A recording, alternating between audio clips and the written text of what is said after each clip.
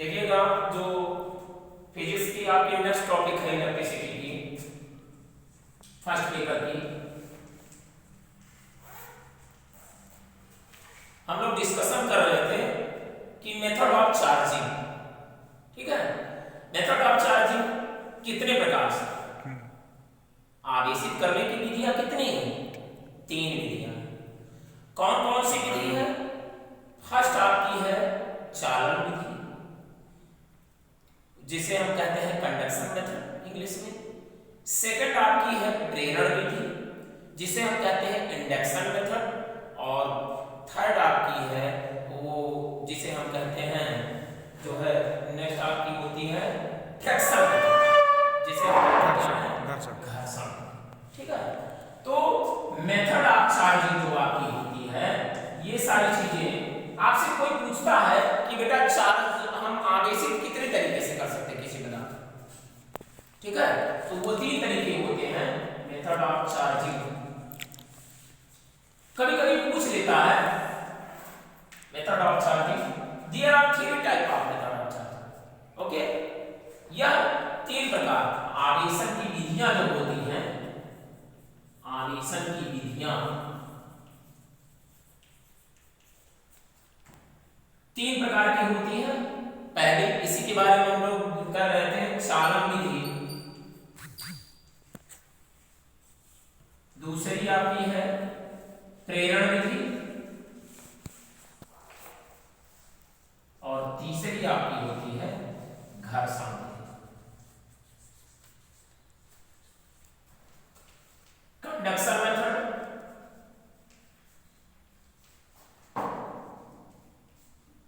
Conduction method. Second आपका है induction method,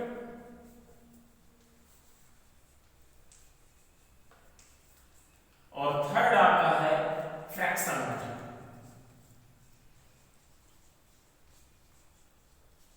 okay, तो कंडक्शन मेथड जो है, आप हीट में भी आप कंडक्शन मेथड के बारे में डिस्कशन किए।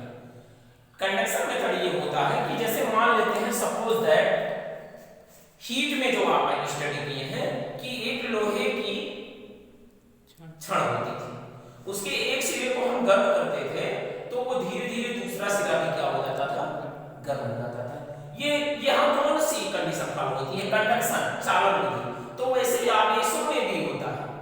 ठीक है, कि अगर कोई हम करते क्या है, किसी आवेशित वस्तु को, कोई आवेशित वस्तु है, माना किसी आवेशित चालक को किसी अन्य आवेश रहित चालक के निकट, किसी आवेश रहित चालक को, देखिएगा ये 2 चालक है कंडक्टर।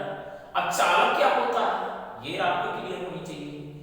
चालक ये होती है कि ऐसी वस्तुएं जिसमें आवेशों का प्रवाह आसानी से किया जा सके, उसे हम क्या कहते हैं? चालक कहते हैं, उसे हम कंडक्टर कहते हैं। ठीक है, तो वही कहा गया कि माना जाए ये 2 चालक हैं। ठीक है, 2 चालक आपके दिए गए हैं। ये किसी आवेशित चालक को, चालक क्या है? पूर्ण रूप से आवेशित है। चालक को किसी अन्य आवेश रहित चालक से स्पर्श करा, कोई अन्य आवेश रहित चालक है, ये चालक है पूर्ण रूप से, और किसी अन्य आवेश रहित चालक से स्पर्श करा दिया है, ऐसे दोनों को स्पर्श करा दिया है।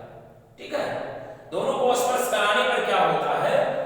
उस चालक, आवेश रहित चालक पर, ये जो आवेश रहित चालक है, ये आवेश रहित चालक पर ठीक उसी प्रकार का जो है, ठीक उसी प्रकृति का आवेश विद्यमान हो जाए, उसे हम क्या कहते हैं? चालन विधि। फिर से एक बार लिखिएगा, एक कोई चालक है आवेशित है, और दूसरा भी चालक जो है वो भी आवेशित है, दोनों को एक दूसरे पे स्पर्श कराया जाए। ठीक है, तो जो इस पर जो इसकी जो प्रकृति होगी, ठीक है, ठीक इसी प्रकार की प्रकृति इस पर भी आ जाएगी, वो क्या होगी? चालन विधि। ठीक है, दूसरी जो होती है प्रेरण विधि। ठीक है, प्रेरण विधि क्या होती है? अगर मान लेते हैं को कोई एक चालक है, या आवेशित है, और कोई अनावेशित है, कोई अनावेशित हो और ये आवेशित हो, ये आवेशित है, ये अनावेशित है, इन दोनों को अगर हम पास में लेके आए तो अनावेशित जो होगा वो भी क्या हो जाएगा? आवेशित हो जाएगा। It is called off induction method. और थर्ड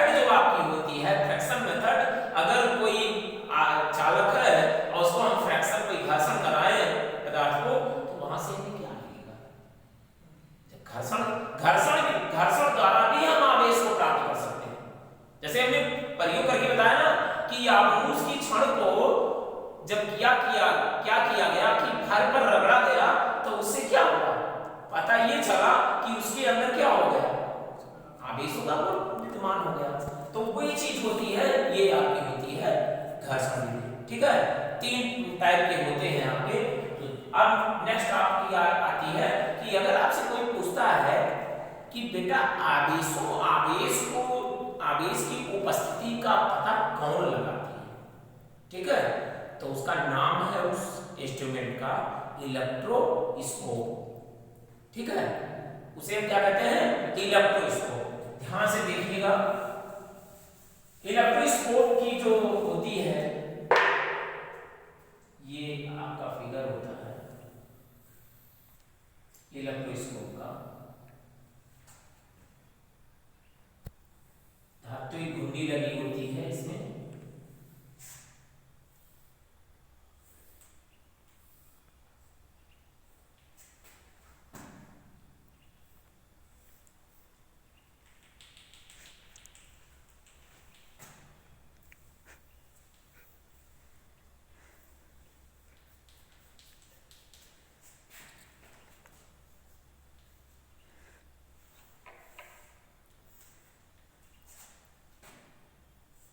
ये कार्क होता है।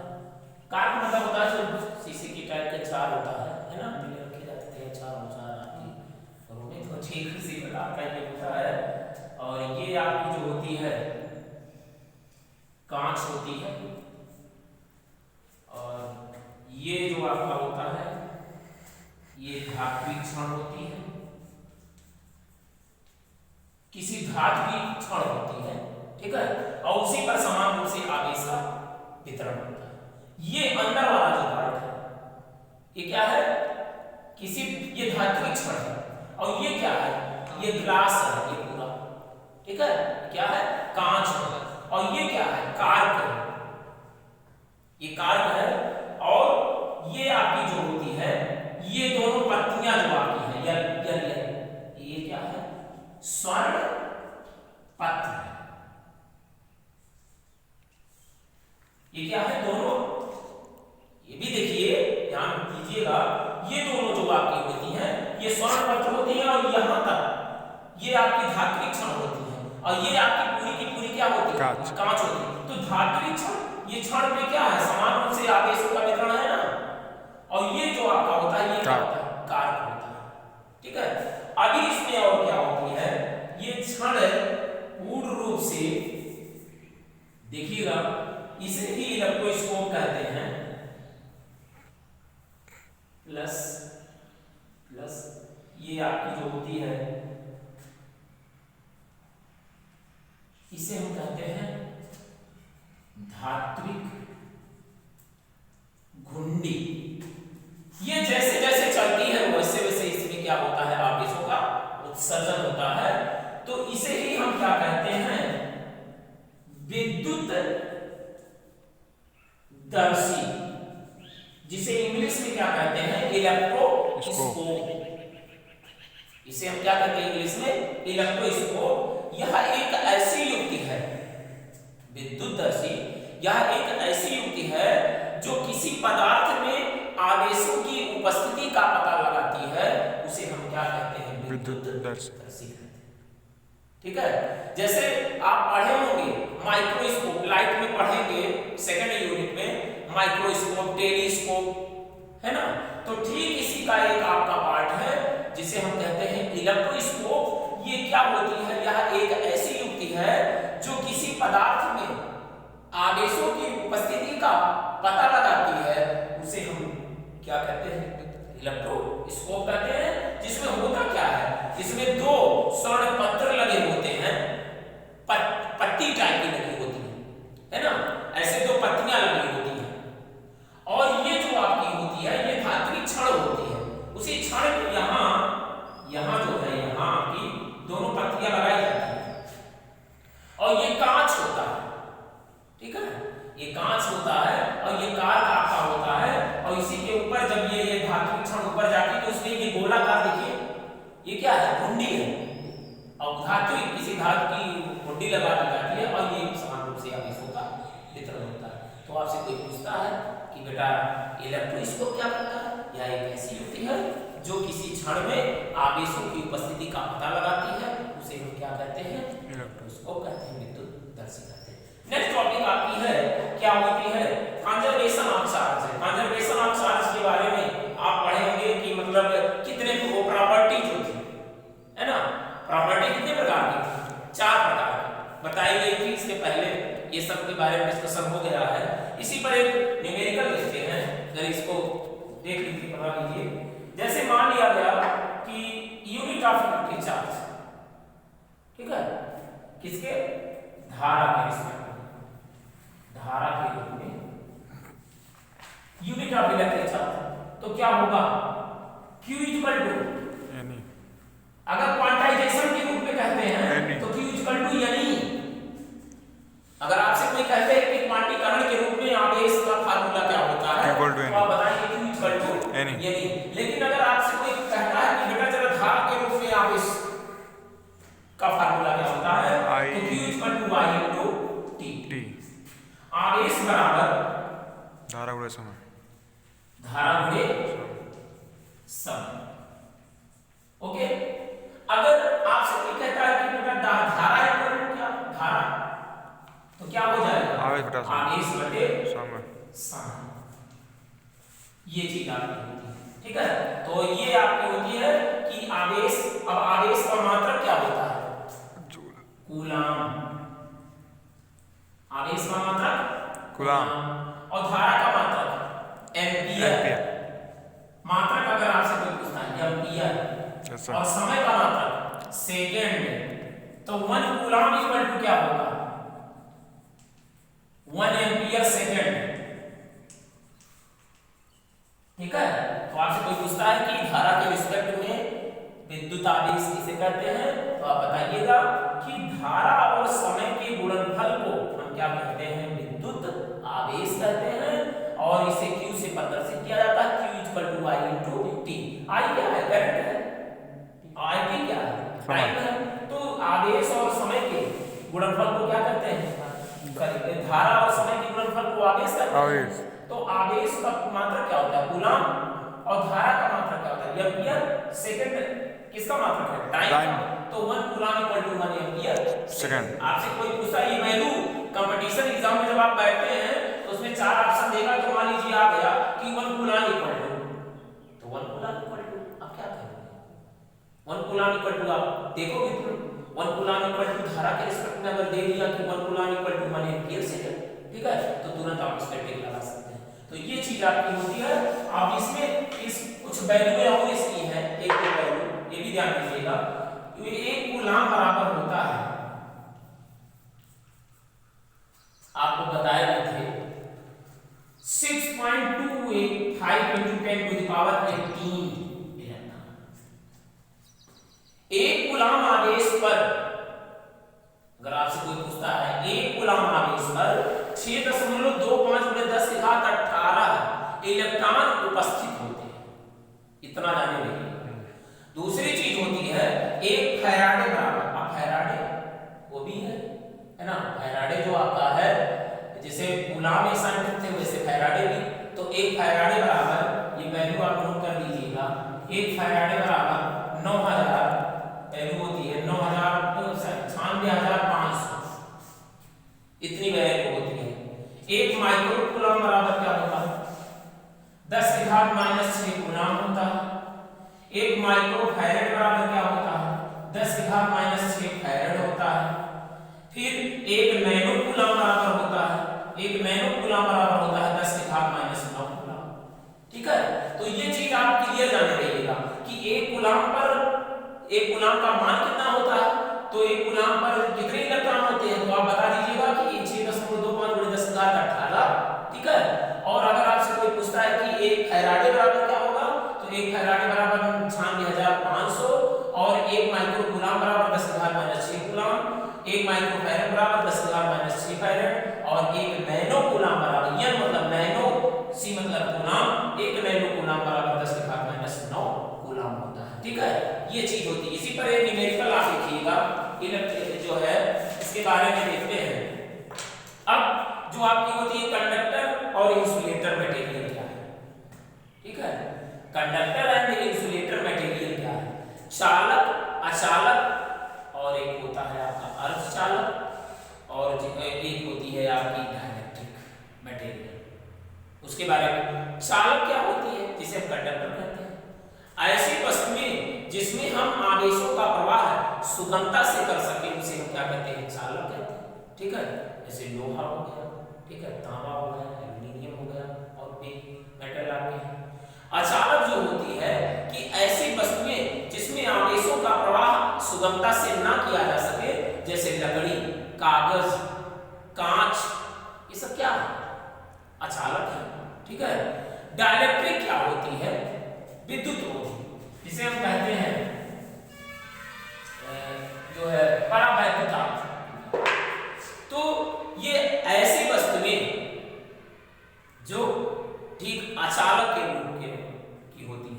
जैसे आपसे कोई पूछता है कि डाइलेक्ट्रिक विद्युतदर्शी क्या है, जैसे कागज, ठीक है, लकड़ी और क्या हो, कांच, और दूषित जल, क्या, दूषित जल।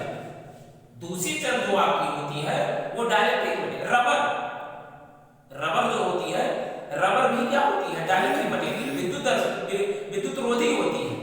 ठीक है, तो तीन चीजों के बारे में, फर्स्ट आपका क्या है, कंडक्टर, ये बहुत इंपॉर्टेंट है, इसको जाने रहिएगा कि क्या होती है। दूसरी क्या होती है, नॉन कंडक्टर, और नॉन कंडक्टर को और क्या कह सकते हैं, इसे नॉन कंडक्टर और क्या कह सकते हैं, इंसुलेटर भी कह सकते हैं। ठीक है, नॉन कंडक्टर। थर्ड आपकी है डाइलेक्ट्रिक,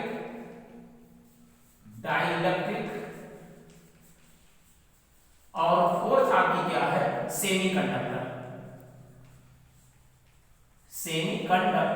ठीक है, अब देखिएगा ये जो आपकी होती है इसे हम चालक कहते हैं। चालक के बारे में हर कोई बच्चा जानता है, स्टार्टिंग से ही। ये अचालक है, ये आपकी क्या है, विद्युत रोधी, और ये जो आपकी है अर्धचालक। अर्धचालक के बारे में भी आप जानते हैं। ठीक है, अर्धचालक के रूप में जैसे जर्मेनियम और सिलिकॉन होता है, जिसमें चालक का भी गुण विद्यमान हो, अचालक का भी गुण विद्यमान हो। ठीक है, अब बात आती है आपकी कूलाम के नियम के बारे में। आप पढ़े होंगे कूलाम का नियम क्या होता है, ये अब आती है कि कूलाम का नियम क्या है। ठीक है, तो कूलाम के दो नियम होते हैं, एक होती है कूलाम्स लाइन सिंपल फॉर्म, और एक होता है कूलाम्स लाइन वेक्टर। ठीक है, कूलाम के नियम का सरलतम रूप और कूलाम के नियम का जो है वेक्टर रूप। तो एक छोटा सा डिस्कशन है, उसी के बारे में हम डिस्कस कर लेते हैं। माना सपोज दैट कोई दो ऑब्जेक्ट है, ए और बी, स्थिर वैद्युत की है, जान लीजिए ये क्या है, स्थिर वैद्युत की है। इस पर Q1 ये Q2 आवेश है, इनके बीच की दूरी क्या है, r है।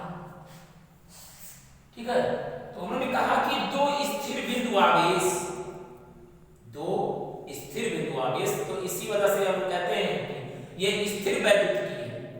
दो स्थिर बिंदु आवेशों के बीच, दो स्थिर बिंदु आवेशों के बीच लगने वाले आकर्षण तथा प्रतिकर्षण बल दोनों आवेशों के गुणनफल के अनुक्रमानुपाती तथा उनकी बीच की दूरी के वर्ग के विरुद्ध क्रमानुपाती होती है। उसे हम क्या कहते हैं, कूलाम का नियम कहते हैं।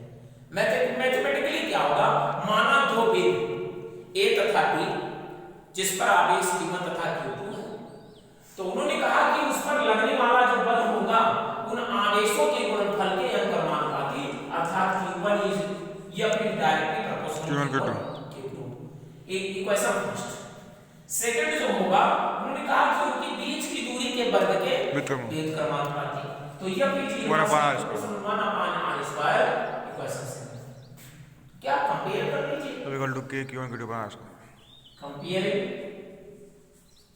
First second. तो अभी इस सिंबल को जब आप हटाएंगे तो वो कांस्टेंट वैल्यू आएगी, f = k Q1 Q2 r²। if k is constant, या k is डायरेक्टली कांस्टेंट। ठीक है, ये आपकी होती है, इसे ही हम क्या कहते हैं, कूलाम का नियम कहते हैं। ठीक है, तो ये चीज आपकी इतनी होती है, इसे कूलाम का नियम कहते हैं। अब के का मान किन किन चीजों पर निर्भर करता है ये भी आता है। के का जो मान होता है वह आवेशों के बीच के माध्यम, ठीक है, के का जो मान होता है वह आवेशों के बीच के माध्यम, उनकी दूरी और किस पर, उनके जो है पहला उनके माध्यमों पर, ठीक है। के का मान जो होता है वह किस पर निर्भर करता है, दूरी, ठीक है, और माध्यम और उनके माध्यमों पर, तीन चीजों पर निर्भर करती है। के क्या है, कांस्टेंट, कैसा, डायरेक्ट्रिक कांस्टेंट, ठीक है, परावैद्युत पदार्थ, जो कि हमने अभी बताया भी है कि जो है ऐसे पदार्थ जैसे कांच हो गए, कागज हो गए, दूषित जल हो गए, रबर हो गए, ये सब क्या है, डाइलेक्ट्रिक मटेरियल है। ये सब कैसे मटेरियल है, डाइलेक्ट्रिक, ये परावैद्युत पदार्थ है, ठीक है। तो आपसे कोई पूछता है कि बेटा जरा आप डाइलेक्ट्रिक मटेरियल के बारे में बताइए, तो आप क्या बताओगे कि सर डाइलेक्ट्रिक मटेरियल जो होंगे वो आपके रबर होंगे, कांच होंगे, दूषित जल होगा और कागज होगा, ठीक है। ये चीजें हो गई आपकी डाइलेक्ट्रिक मटेरियल। तो के का मान किन किन चीजों पर निर्भर करता है, आवेशों की दूरियों पर, आवेशों के माध्यम पर, उनकी मात्रकों पर, ठीक है। इसी से हम फाइंड क्या करते हैं, माना गया, अगर मान लेते हैं कि Q1 बराबर 1 कूलाम हो, ठीक है, और Q2 बराबर अगर 1 कूलाम हो, और R बराबर अगर मान लिया जाए 1 मीटर,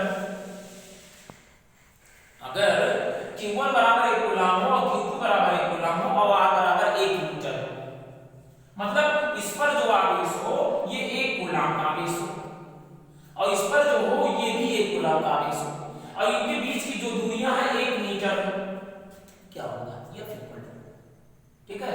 तो F इक्वल टू क्या होगा, Q1 Q2 अपॉन R, इस पर वैल्यू पुट कर दीजिए, ठीक है। और K की वैल्यू K इक्वल टू होता है 9 × 10⁹, K इक्वल टू 9 × 10⁹, ये वैल्यू जो आपकी होती है इसका मान लगभग जो है न्यूटन मीटर स्क्वायर पर कूलम स्क्वायर इतना होता है। हमने बताया ना अभी इसके बारे में हमने कहा कि जो K का मान होगा वह आवेशों के माध्यमों पर, आवेशों की दूरियों पर और उनके मात्रकों पर निर्भर करता है, ठीक है। ये इसका मान इतना होता है 9 × 10⁹ न्यूटन मीटर स्क्वायर पर कूलम स्क्वायर। अब क्लियर हुआ ना? कोई आपसे पूछता है कोई कि बेटा ये क्या है, तो आप बता सकते हैं कि सर जो K है आपकी, जब हम कूलम के नियम की वैल्यू नियम हम सॉल्व किए और F equal to K Q1 Q2 upon R square आया, तो K जो आपका है, if K is constant या if K is dielectric constant, ठीक है। तो डाइलेक्ट्रिक कांस्टेंट, तो डाइलेक्ट्रिक कांस्टेंट के रूप में वो वस्तु क्या हो सकती है भाई, या तो रबर, या तो कागज, या तो कांच, या तो दूषित जल हो सकती है, ठीक है।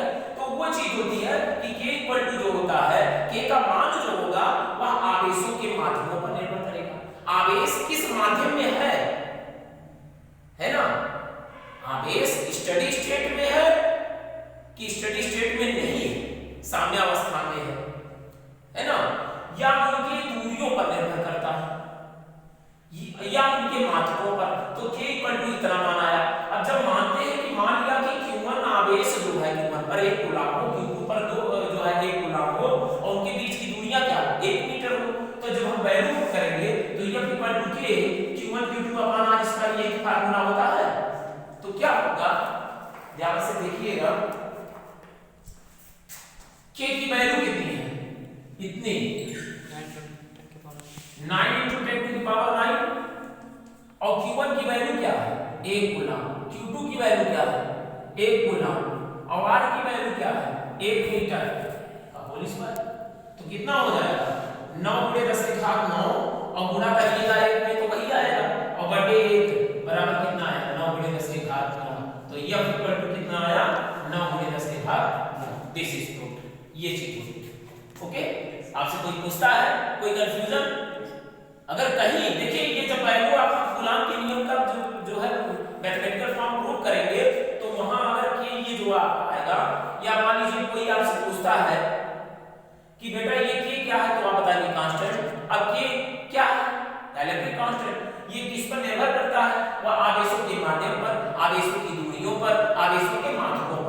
जिसका मान लगभग 9 × 10⁹ न्यूटन मीटर स्क्वायर पर कूलम स्क्वायर होता है। अब मानते हैं कि माना उस आवेश पर एक कूलम आवेश है, इस पर भी एक कूलम आवेश है, इनके बीच की दूरी 1 मीटर है, और जब इसकी वैल्यू को हम इस फार्मूले में पुट करते हैं तो मान कितना आ जाएगा इक्वल टू 9 × 10⁹ ठीक है। तो इन आवेशों के बीच जो बल लगेगा उसका भी मान कितना आएगा 9 × 10⁹ 9 होगा, ठीक है। बस ठीक, थैंक यू। अब आज